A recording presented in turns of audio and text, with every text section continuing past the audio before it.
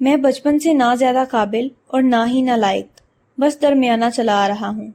ہر انسان کی طرح نہ سمجھی کا مختصر دور تو یوں ہی گزر گیا، لیکن جب عقل نے تھوڑا سا گھیر لیا تو پتہ چلا کہ میرے اندر تو پہاڑ جتنا خلا ہے، جو مجھ سے نہ خود بڑھا جا رہا ہے اور نہ ہی کوئی مدد کرنے والا ہے۔ مڈل پہنچنے تک مجھے اچھی طرح معلوم ہو گیا تھا کہ میرے بچپن کا دور اب آہستہ آہستہ ختم ہو رہا ہے۔ جس طرح پہلے میں کرسی سے اپنی بات منوایا کرتا تھا، اب ہر کسی کے پاس میرے لیے وقت نہیں تھا۔ کالج میں بظاہر تو میرے بہت سارے دوست ہوتے، ہر ایک کے ساتھ ہنستا کھیلتا، مگر دل کی گہرائیوں میں جب جاتا تو خالی پن محسوس کرتا، اور رفتہ رفتہ یہ خالی پن پورے جسم میں پھیل جاتا جو مایوسی کا باعث بنتا۔ لوگوں کے پاس موجود بے مصرف چیزیں مجھے زیادہ اچھی لگتی، خواہ میرے پاس ہزاروں کی چیزیں ہی کیوں نہ ہوں۔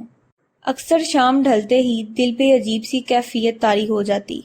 نماز میں بچپن سے باقاعدگی و پابندی سے پڑھتا ہوں، دینی ماحول میں بھی میانہ تھا، ہر چیز برابر تھی مگر دل نہیں۔ خلا میں جیسے جیسے پھیلتا گیا ویسے ویسے میں ہر جگہ پہ پسے پشت ہوتا چلا گیا، چاہے وہ کالج میں اسٹیج ڈرامہ ہو یا رشتہ داروں کے بیچ گپ شپ، میں بس یکدم چپ ہو جاتا۔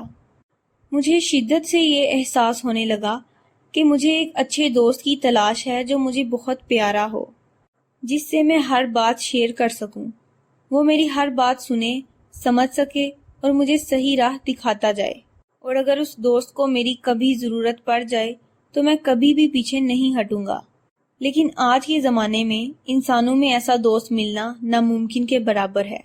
رات گئے سنسان سڑکوں پہ کانوں میں ہینڈ فری لگا کر کبھی ڈرائیونگ کرتا تو کبھی پیدل چل نکل پڑتا۔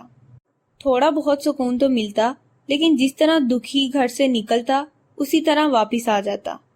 حسب معمول میں فیشنیبل لوگوں کو دیکھتا جو خود پر بے انتہا خرچ کرتے ہیں۔ ان لوگوں کو دیکھ کر مجھے احساس ہوتا کہ میں خود پر خرچ نہیں کرتا، اسی لیے میں اپنی ہی نظروں میں گرا ہوا ہوں۔ اگلے دن میں نے شاپنگ مالز چھانٹ لیے، بال اور داڑھی میں عجیب عجیب سٹائلز اختیار کیے۔ حلیہ بالکل بدل گیا۔ 2-3 دن تک لوگ گزر کر پلٹ کر دیکھتے، جیسے کہ یقین نہ آ رہا ہو کہ میں وہی انسان ہوں۔ لیکن یہ سب بھی کچھ ہی ہفتوں تک چلا اور پھر میں نے خود ہی یہ خواری بھی چھوڑ دی، کیونکہ فیشن کرنا بھی دل کا زور مانگتا ہے، جبکہ میرا دل خلا سے بھرا ہوا تھا۔ فیشن کے پیچھے دوڑنے کے دوڑ کے دوران سوشل میڈیا پہ بھی کچھ تصاویر ڈالی تھی جس پہ لوگوں نے تھوڑی بہت پسندیدگی ظاہر کر دی۔ میں خوش ہوا، مجھے یاد آ گیا کہ ایک وقت تھا جب مجھے سوشل میڈیا پہ ہزاروں لوگ پسند کرتے اور میرا دل پھر بھی کمی کا اظہار کرتا۔ تب مجھے یہ پتا چلا کہ انسان زیادہ و کم دونوں میں خوش نہیں رہتا۔ کبھی کبھی رونے کا دل کرتا، دل چاہتا کہ کسی کے گلے لگ کر خوب روں، لیکن یہ بات یاد آ جانے پہ کہ میں مرد ہوں اور مرد روتے نہیں، مضبوط ہوتے ہیں، تو خود کو سنبھال لیتا۔ مگر جب کبھی کسی فلم میں یا ڈرامہ میں رونے کا سین آتا تو اس کے ساتھ ساتھ اپنے درد پہ رو لیتا۔ پہلے ڈراموں اور فلموں سے وقت اچھا گزر جاتا، لیکن پھر ایک وقت آیا کہ جب ڈرامے کی پہلی قسط اور فلم کا پہلا سین دیکھتا تو ساری کہانی سمجھ میں آ جاتی۔ وقت گزرنے کے ساتھ ساتھ میں بدتمیز ہوتا گیا، غصہ آتا تو سامنے جو کوئی بھی ہوتا بس اس پہ نکال دیتا۔ اصل میں لوگ میرے ساتھ سیاست کر کے اپنا مطلب حاصل کرتے، جبکہ مجھے ان حرکتوں سے سخت نفرت تھی۔ بڑوں کے ساتھ بیٹھتا تو ان کی زبان سے ایک ہی بات سننے کو ملتی کہ آج کل کے نوجوان تو آرام سے زندگی گزار رہے ہیں، ہمارے زمانے میں کتنی سختیاں ہوتی تھیں یہ ہم ہی جانتے ہیں۔ یہ سن کر میری زبان بند ہو جاتی۔ یکدم قید، دانتوں اور ہونٹوں کے پیچھے انتہائی اندھیرے میں ہر چیز سے بور ہو گیا تو ایک دوست نے ناول پڑھنے کے لیے دیا۔ مجھے عجیب لگا، ہم لوگ تو کورس کی کتابوں سے تنگ آ گئے ہیں اور اب یہ اضافی کتاب، لیکن بہت زیادہ تعریفیں کر کے اس دوست نے کتاب میرے ہاتھ میں تھما دی۔ پہلے تو کئی ہفتوں تک ناول شیلف پر پڑا رہا، پھر جب ہر چیز سے بور ہو گیا تو ناول کو اٹھا لیا۔ اس ناول میں قرآن مجید کو اتنی خوبصورتی سے بیان کیا گیا تھا کہ میں کئی ہفتوں اور کئی مہینوں تک اس ناول کے اثر سے نہ نکلا۔ اس کے بعد اگلے 1 سال تک میں نے اردو اور انگلش لٹریچر کو خود میں جذب کر دیا، کیونکہ میرے سامنے ایک نئی دنیا کھل گئی۔ گھر بیٹھے بیٹھے میں نے کئی ملکوں کا سفر کیا، ادب سیکھ لیا، کون سی بات کہاں کرنی ہے یہ سیکھ لیا، لیکن یہاں بھی وہی مسئلہ ہوا۔ اب جب کبھی کوئی نئی کتاب کھولتا تو پہلا صفحہ پڑھ کر ہی ساری کہانی سمجھ میں آ جاتی۔ لائبریری میں نئی کتابیں آ گئی، میں خوش ہوا، لیکن یہ کیا، یہ ساری کتابیں تو میں نے پہلے سے ہی پڑھ رکھی تھی۔ مگر ایک کتاب جو اوپر پڑی تھی، اس کی جلد انتہائی خوبصورت تھی، سب سے منفرد، وہ ترجمے والا قرآن مجید تھا۔ یہ سوچ کر میں نے قرآن مجید کو ہاتھ لگایا کہ میرا ذہن ابھی اتنا میچور نہیں ہے کہ میں قرآن مجید پڑھ سکوں، اور وہ بھی بنا استاد کے۔ کئی دنوں تک لائبریری آتے جاتے میری نظر بے اختیار قرآن مجید پہ پڑتی۔ مجھے لگتا تھا کہ یہ مجھے دیکھ رہا ہے، مجھ پہ ہنس رہا ہے، مگر میں جلدی سے اپنی نظریں ہٹا کر خود کو دوسرے کاموں میں مشغول کر لیتا۔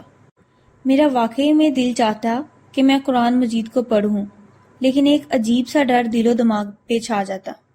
پتہ نہیں ڈر تھا بھی کہ نہیں، لیکن کچھ عجیب سی کیفیت تھی جو مجھے قرآن مجید پڑھنے سے روکتی۔ اس مسئلے سے تنگ آ کر میں نے اپنے حلقہ احباب سے مشورہ مانگا۔ کسی نے کہا کہ استاد کے بغیر مت پڑھو، کسی نے کہا خیال رکھنا بہت گہرا ہے، اور کچھ نے تو الٹا مجھ سے ہی سوال کیے۔ میں اپنے اس وقت کو ہمیشہ یاد کرتا ہوں جب میرے حلقہ احباب نے مجھے انتہائی مایوس کیا، اور میرے ہاتھ رہنمائی کے لیے دنیا کی بہترین کتاب تک پہنچنے، اور میرے ہاتھوں نے قرآن مجید کو تھام لیا۔ یوں میں نے پہلی مرتبہ قرآن مجید کو سمجھنے کے لیے کھولا۔ پہلی دفعہ میں نے پیغمبروں کے سارے قصے اور ان سے متعلق تفصیلات پڑھ لیں، لیکن وہ باتیں جو رہنمائی کے لیے ہیں، ان کو سمجھنے کا تجسس دل میں پیدا ہوا، اور اس تجسس نے میرے دل کے آدھے حلا کو بھر دیا۔ ایک دن میرے ماموں آئے جو بہت نیک اور باعمل مسلمان ہیں۔ میں نے ان سے پوچھا کہ میں آج کل کے زمانے کو مد نظر رکھتے ہوئے قرآن مجید کی کون سی تفسیر کو پڑھوں۔ جواباً انہوں نے مجھے ایک انتہائی معتبر اور قابل عالم دین کی تحریر کردہ تفسیر اور لیکچر سننے کی تلقین کی، تاکہ مجھے قرآن مجید کو سمجھنے میں آسانی ہو۔ میں نے اگلے دن لیکچرز کی مدد سے قرآن مجید کو سمجھنا شروع کر دیا، اور مجھے پتہ ہی نہیں چلا کہ کب دنیا میری مٹھی میں آ گئی، کب میرے دل کا خلا بھر گیا، کب میں بیک سے فرنٹ پہ آ گیا، کب سے مجھے سادگی اچھی لگی، کب سے مجھے ہر کوئی پسند کرنے لگا، اور کب سے مجھے وہ دوست مل گیا جو میری بات کو آنکھوں کے اشارے سے تو دور بلکہ دل میں آتے ہی جان جاتا ہے۔ یہ سارے کب مجھے آج تک معلوم نہیں ہوئے۔ یوں میں جوانی کے پاگل پن سے نکلا۔ میری اپنے تمام نوجوانوں سے درخواست ہے کہ وہ قرآن مجید کو سمجھ کر پڑھیں اور اس سے ہر معاملے میں رہنمائی لیں۔ آپ کی زندگی کا ہر خلا پر ہو جائے گا، اور آپ ایک سکون والی زندگی گزار سکیں گے۔